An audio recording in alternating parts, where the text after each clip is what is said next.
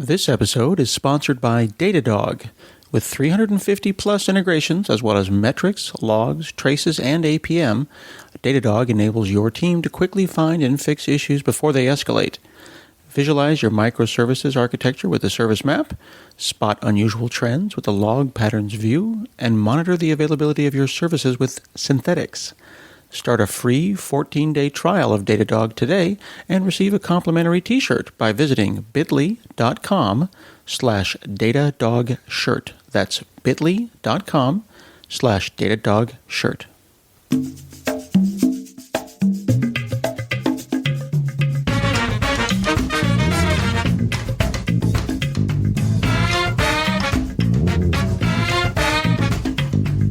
Hi, this is Scott Hanselman. This is another episode of Hansel Minutes, and today I'm chatting with Andrew Hunt and Dave Thomas, authors of The Pragmatic Programmer from Journeyman to Master, now in its 20th year. How are you, gentlemen?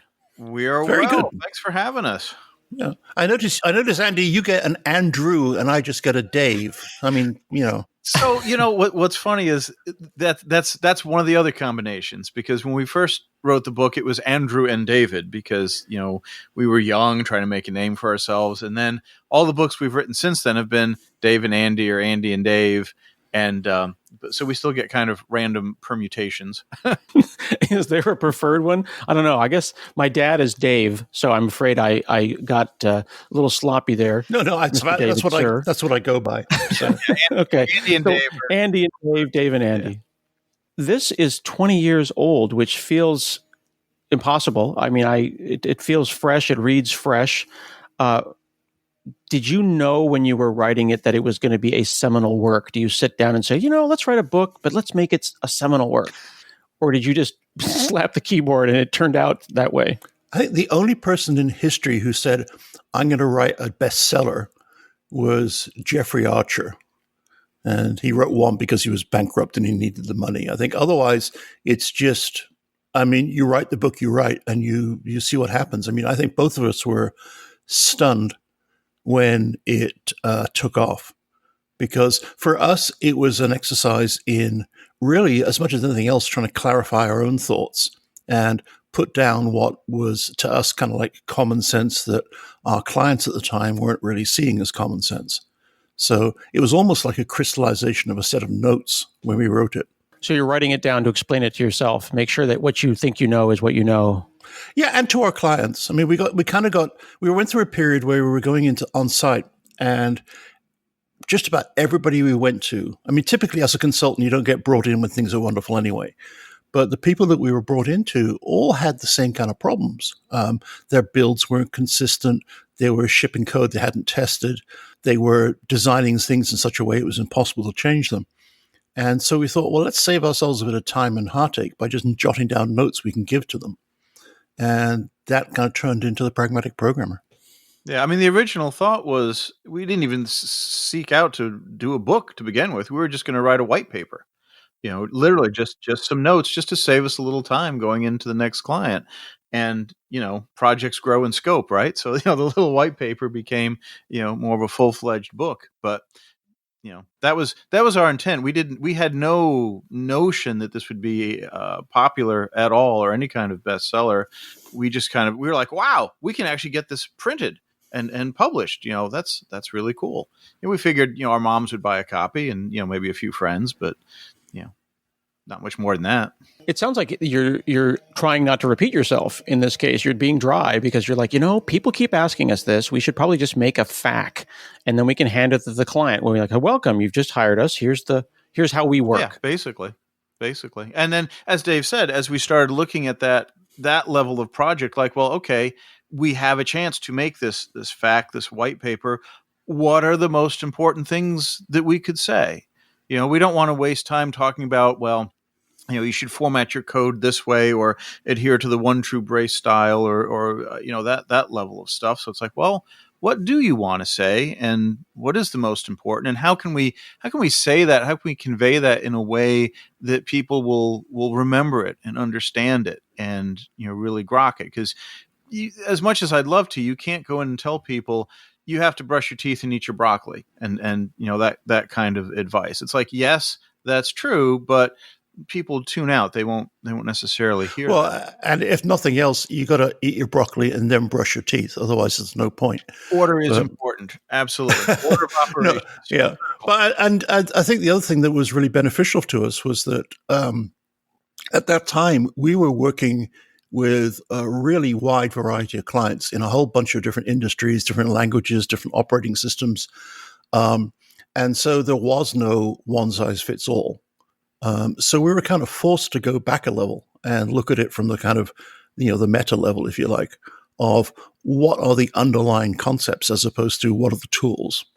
And I think that's possibly one of the reasons that we were lucky with the book, is that we didn't make it specific or too specific to one set of technologies. When you're working in software, and especially object-oriented software, your people are always saying, if you can name it, you can claim it. People will spend days trying to name the right class. If they say the name right, then they'll understand it, and the design will just fall out from it. How important was it to call it pragmatic? When you discovered that word pragmatic, you didn't call it the dogmatic programmer. You named it the pragmatic programmer.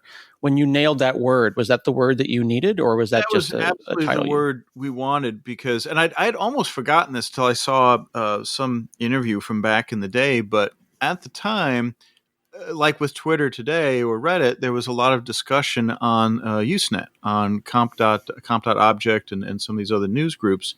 And there was a long running argument / discussion about whether programming was craft or not.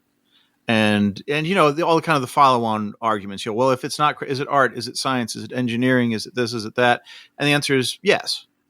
It's all these things in measure. But in particular, there was a strain of thought at the time, which kind of virulently persists to this day, that is very dogmatic. That says you must abide by this principle, and you must do this, and you must do this way.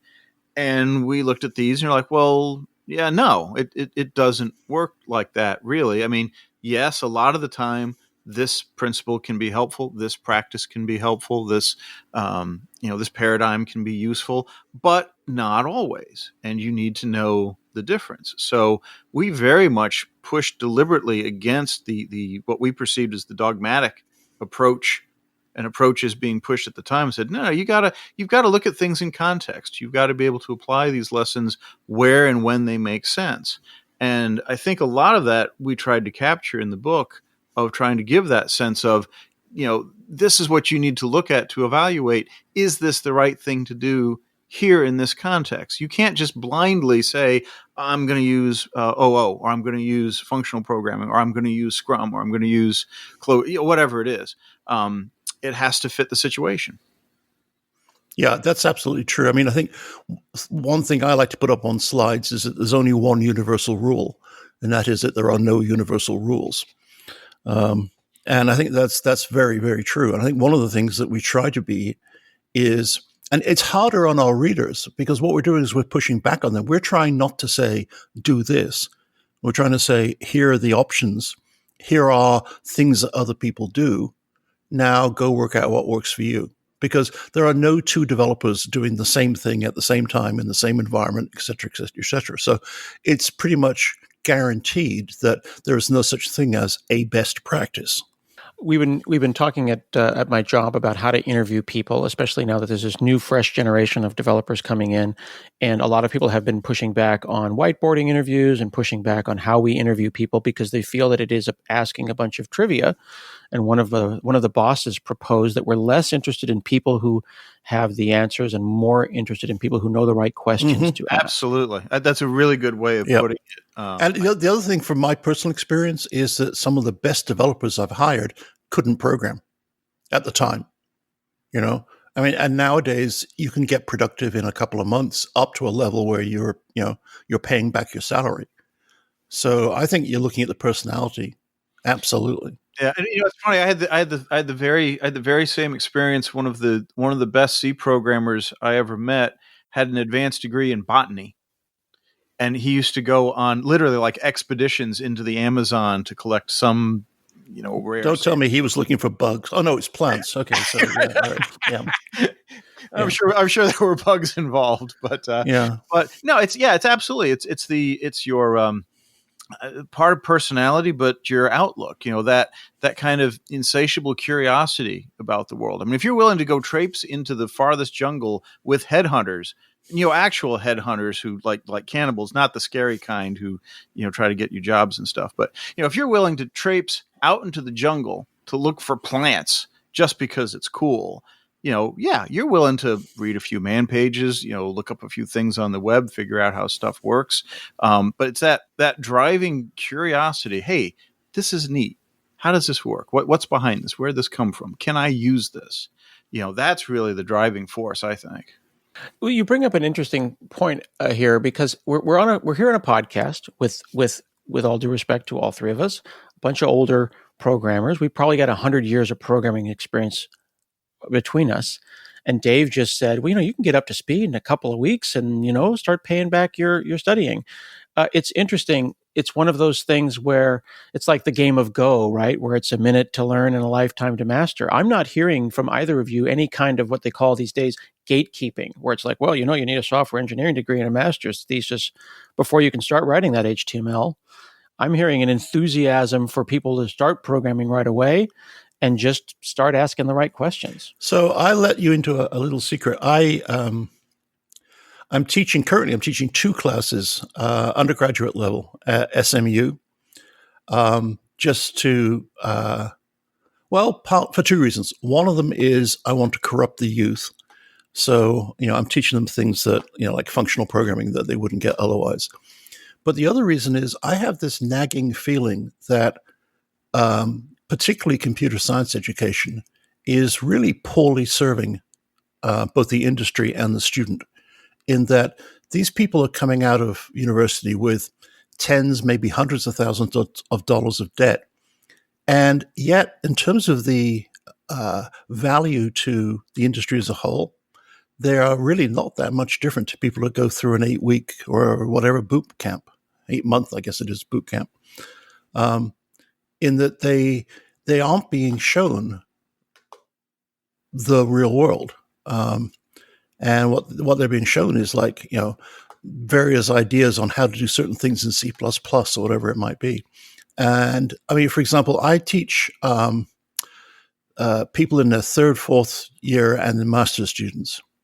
And pretty much universally, not a single one of them has ever been shown any form of testing so far in their course. So it's, you're never going to get me saying, oh yeah, you need a degree in this. I would much rather hire somebody who had the right attitude and who I liked and who was smart and who could talk to people and then show them how to code.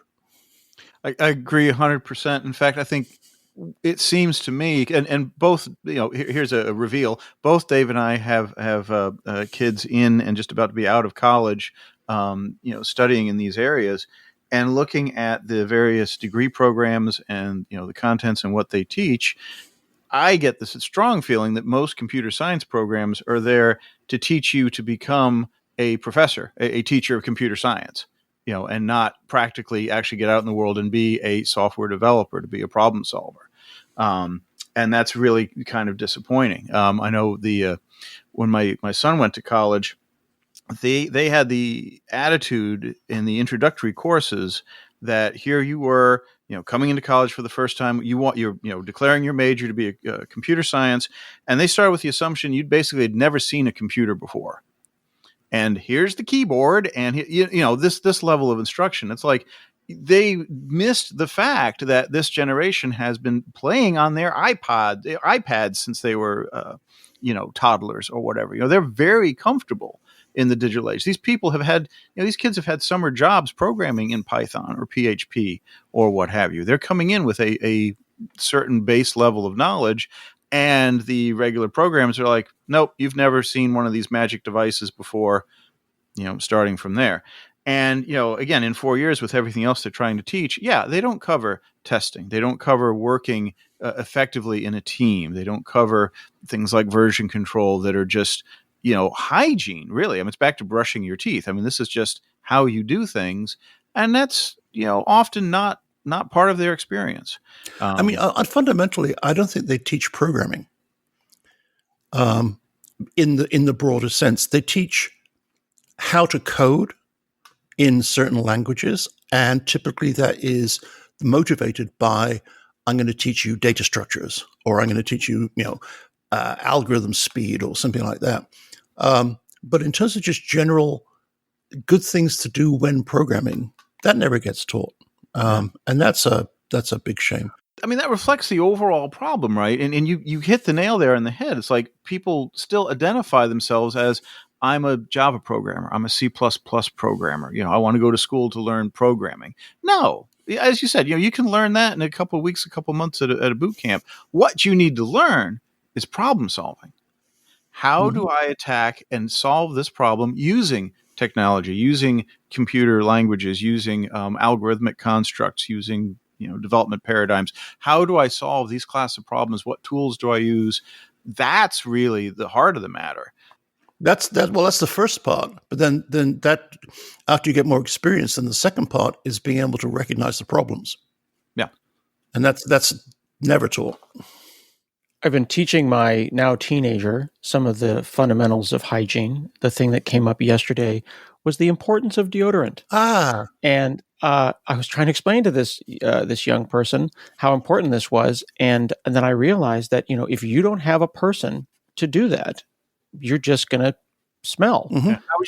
How would you know? Yeah. How could you have discovered that? And I think that we assume so much that this or that is discoverable. And that's asking a lot of someone to go and discover that, when we could simply show them, hey, there's a way to do this that's understood, and maybe you could do it this way. Yeah, absolutely. Hey friends, summer's longer days and slower pace invite us to pick up a book, follow our questions, and try our hand at something new. The work of modern software developers is evolving in ways that are both challenging and rewarding. As a developer, it's essential that you cultivate a security mindset. And to help, we've put together a collection of information security books, podcasts, blogs, and hands-on exercises recommended by Veracoders across our development, security, and product teams. From a just-published page-turner to classic frack articles, there's something here for everyone who's interested in becoming more security-minded. So dip your toes in or take a deep dive. Visit www.veracode, that's V-E-R-A, code.com/reading. That's veracode.com/reading. I noticed that in the chapter 3 of the book, you have a whole section called The Basic Tools, and you go right off the bat and you say, look, the power of plain text. But I don't remember learning how to edit text in college. I was taught how to use punch cards. So that's almost the same. But no, I mean, again, it's so, okay, here's an interesting, Andy talked about his boy who went through, effectively, it was basically like it was a cybernetics or computer science, one of those kind of engineering-y kind of things. My son, my oldest son, took a liberal arts degree, is relatively fluent in ancient Greek, some Latin, some French. He can argue philosophers until your eyes drop out. And because I was into programming, he was vehemently not into programming for a long time. And he got out of college and discovered that there aren't that many openings for liberal artists out there in the job market. And was basically hanging around looking for stuff to do, and got involved programming an Arduino to, he was trying to sense muscle tension so he could produce like an artificial hand. And he kind of got into programming that way and decided he liked it, went and did a really fantastic course at a boot camp.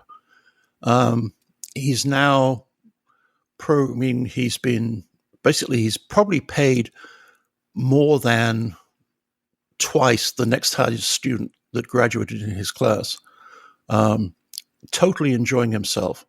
And getting back to editing text, he was taught using Visual Studio Code, and he has gone through this conversion to the dark side, and he's now, beating me up because I use VS Code, and he's saying, "Oh no, you should be using Vim and Tmux and blah blah blah." And this is someone who had really never even seen an editor until a year ago. So that side of things is I think there's lots of different levels, and I think that side of things, the editing text stuff, is absolutely fundamental. But what we're trying to get to in that chapter is not so much this is how you edit text, but it's how the fact that if you have stuff in text, then it's accessible to all of your tools. Whereas if instead you have tool-specific data, then you're limited to what you can do by what the tool can do. So that's kind of an underlying principle, if you will, that runs through the whole book, are these subtle little things that you might not think about, but that if you do them correctly, they help keep your options open in the future. Because as a species, we're terrible at fortune telling.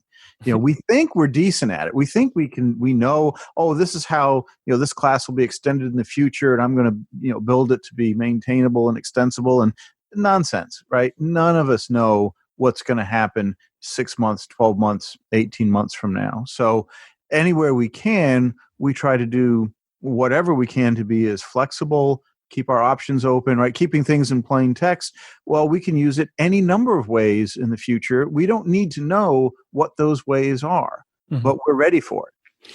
It's been funny now that I've got so many years doing this to watch people go back and forth between name equals value to XML to JSON and now YAML. And I try not to be the older programmer and go, oh, that's just adorable, as I watch people reinvent these things, as we all come back eventually to just name value pairs or, INI files, as they say. Exactly. Yeah. But it doesn't just apply to things like configuration. So, for example, we wrote the first edition of the book using LaTeX, which is basically just text files, right? Yeah. And the publisher was aghast at this. They wanted us to use Word. And then they were going to take the Word, and back then they were going to import it into FrameMaker and make a book out of that. Of course they were. And we said, okay, but if you do that, then how do we make changes? And they were like, what? We make the changes. Why would you do that? That's the part. They wanted to make the FrameMaker the authoritative source and then throw away your original source. But here's the real cool thing. So skip forward 20 years, and we're going to do it again. And we had exactly the same conversation with the publisher. And in the end, we were intransigent enough to win. But now we're faced with the fact that we'd produced this incredibly complex LaTeX system. And we, in the meantime, had developed our own publishing company. And we actually had a pretty kick-ass system of our own. And obviously, we didn't accept LaTeX, but it was in plain text. So a couple of Ruby scripts later, our LaTeX actually quite happily fed into our plain text-based production system for the new stuff. And that's the benefit of plain text, right? You don't have to think about the future because, ASCII is ASCII and is always going to be ASCII. It's funny that you mentioned that. I was working with an Apache Spark system recently, and it was many, many hundreds of terabytes of data, but it was all CSV files. And some of the more, or what they thought of as being more pragmatic people, were having trouble understanding the scope and reconciling the size, hundreds of terabytes, with their CSV files. Like, I can't open them in Vim, but they are giant. But there's a benefit for that, because when it's all done and it's 100 years from now, it's the CSV files that are going to save us all. Yeah. Oh, absolutely. Yeah. Yeah. Well, CSV, it's incredible to me that, when did Excel first come out? Like early 80s, mid 80s or something? Yeah. CSV is still the only lingua franca of business in the United States or in the world. And, all this talk about EDI and everything else, people just email spreadsheets to each other. Okay. So is this a truth because we are old, or is this a truth and we need to teach everyone this truth because it's the pragmatic truth? I think it's that. It is a pragmatic truth. Now, if we went the other way and said, okay, this is a truth because we're old, that's where it's like, well, bash scripts forever, baby. It's just because I've got shell scripts that are 30 years old that still work perfectly fine, and I've got code in some that doesn't last months. You got those working, did you? I did. We still have bugs in them, but Yeah, well done. Yeah, I wouldn't call them a truth. I would call them it's an observation, because a truth implies that it's my way or the highway, and I don't believe that. I think that there are likely to be lots of different opportunities for doing different things in different ways. For us, to date, plain text has been our savior. Well, which is great because it gets back to the original root of the conversation, which is about pragmatism, where you might feel something is a truth, and someone comes up with a better truth. You go, okay, well, that's the truth now. But in this case here, it is a proven thing because it is just like scientific method. It's a theory that has been proven time and time and time again to be a useful thing. Exactly. This is what works. And that's really, that really probably should have been the tagline to the book. This is what works. But I think also, no, it's not this is what works. It's this is what worked in the past tense. There you go. For you. You could even say this is what worked in the past tense for us. Yeah. On these projects at this time. And then here we are over specifying the specification. And now the name of the book is The Pragmatic Programmer. This is what worked in the past tense for us at these specific times on these projects. We hope that you have similar success. Exactly. .com. Yes. You made the funny joke about bash scripts, and Dave said, are those working? And that brings me to the chapter on software entropy, this idea of software rot. I am personally right now actively trying to get a 15-year-old blogging system that uses XML for its back end up and running cross-platform on all new software. And I'm just trying to get the thing to build. And I'm like, nothing's really changed except basically everything has changed. Yeah. It's insidious because I actually had an opportunity to pull an old it was either an iPhone or an iPod Touch, some old bit of gear out of the drawer that was maybe 7, 8, 9, 10 years old, and I couldn't even connect to any websites on it. Oh, certificates. Because the SSL protocols have changed, because enough little bits of the plumbing have changed that that's old, it's insecure. You can't even load modern websites on an older bit of gear. And you would think, well, okay, God, it's HTTP, it's HTML, nothing has changed. Well, think again. Enough has changed that you can't get there from here.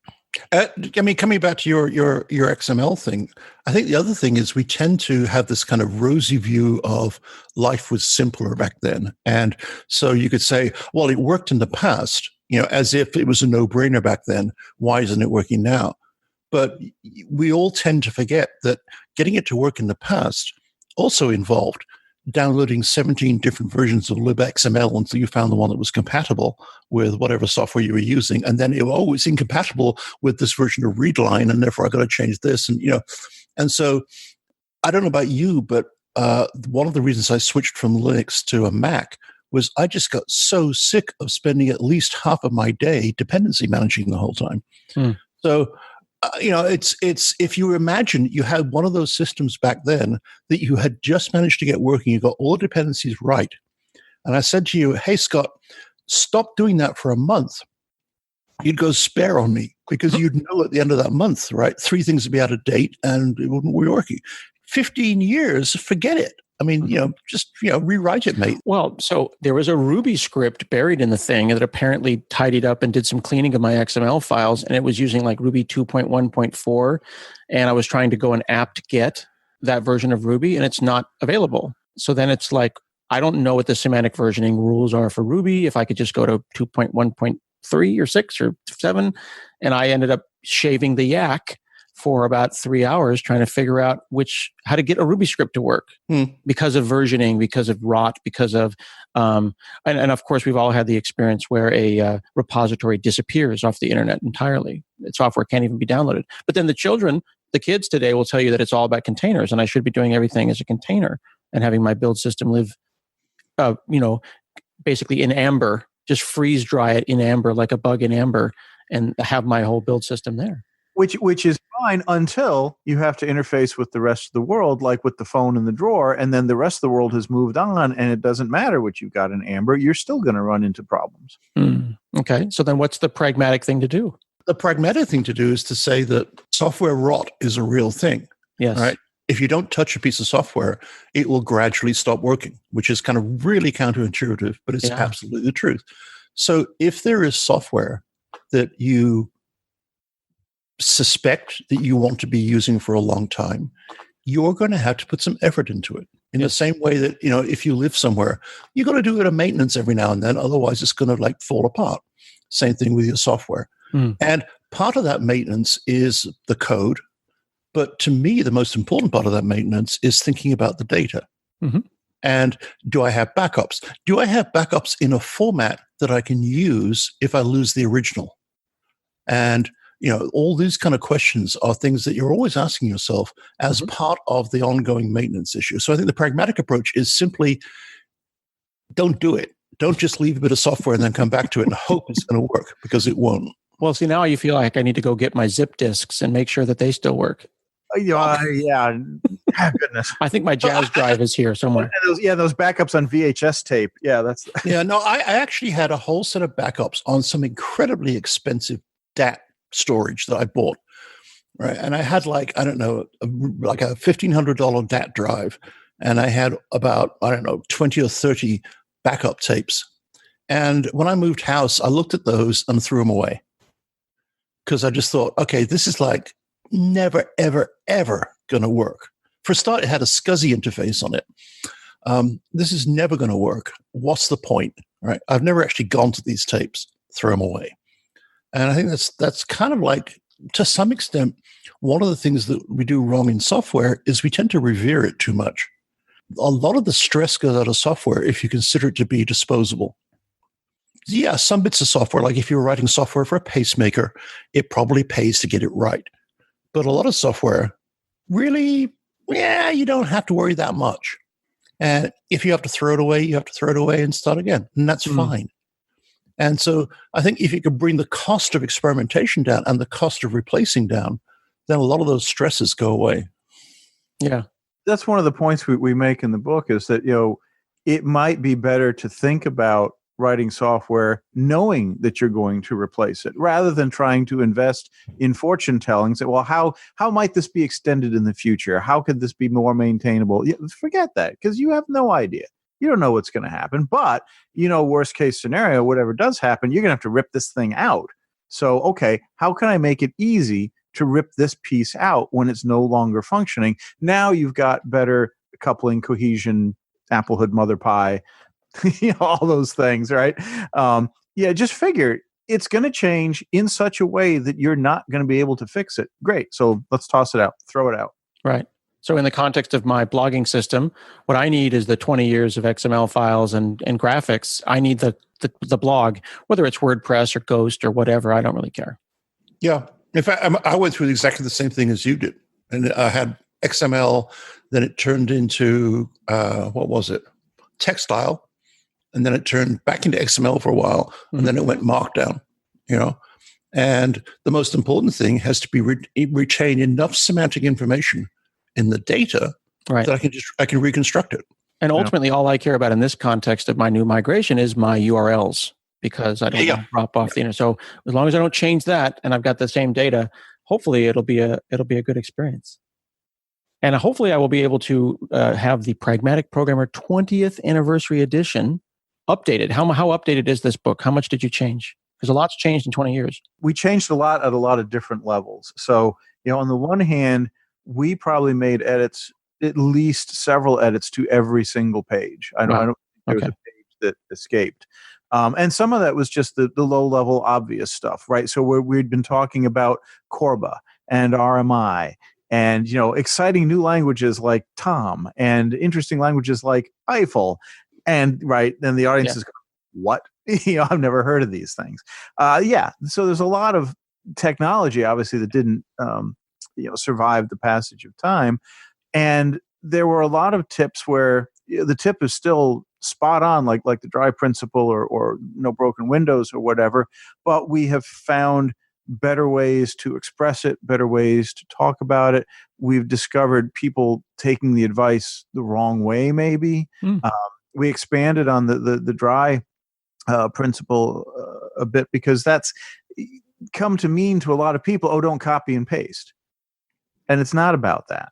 Right? It's about duplicating knowledge. So you may have a literal copy of something in two different places, and that's fine because it's serving different purposes. It's in a different context, like we were saying before. That's not a dry violation. We had some advice in the first book of saying, like, well, you should use metadata to push decisions out of the code, so you don't have to recompile and redeploy if you just need to change some bit of configuration, right? Great advice. We had some people take that to the extreme, and their application had 40,000 configuration variables in it.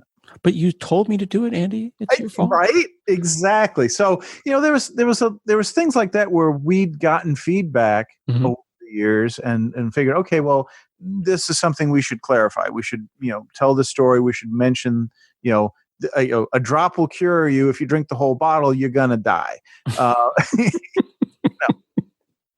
Yeah, so we went through and put skull and crossbones on quite a few things. So we did that kind of housekeeping.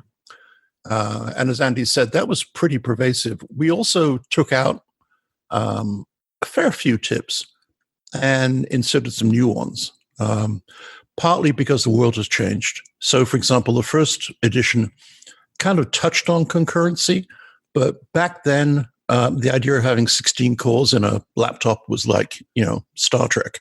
So the world has changed, and so we beefed up. We have a whole new chapter now on concurrency. And also the world has changed in terms of socially, that the ethics of programming is becoming more important. The ethics of personal interactions have become more important. And so we've added content to try to address both of those things. And in general, every now and then there's a tip that I just really, really, really wanted to write, over the intervening 20 years. I wish I'd have put that one in. And so now we have the opportunity to put them in. So probably about a third, Andy, is brand new. Probably about that. And yeah, some topics weren't even a concern back then. So we have a whole new section on security issues, because back in the day, we were just struggling to get the stuff to run, right? We didn't have to worry about, deliberate attacks from bad actors locally or around the world or what it might be. So, that's a whole new landscape that I'm sure 20 years from now, when we do the 40th anniversary edition, we'll have a lot more to say. Right. With a whole section on AI and making sure you don't make Skynet. Exactly. Please don't. No. It'll be a whole section on how not to upset Skynet. Right. A big off switch. You need a big off switch. Fantastic. Well, thank you so much, Andy Hunt and Dave Thomas, for chatting with me today. Always a pleasure. Thanks for having us. The book is The Pragmatic Programmer, From Journeyman to Master, and it is now in its 20th anniversary updated version. There'll be links in the show notes, so you can pick this up. It is great for everyone, whether you've been in software for 20 years or 20 minutes. I encourage you to check it out. This has been another episode of Hansel Minutes, and we'll see you again next week.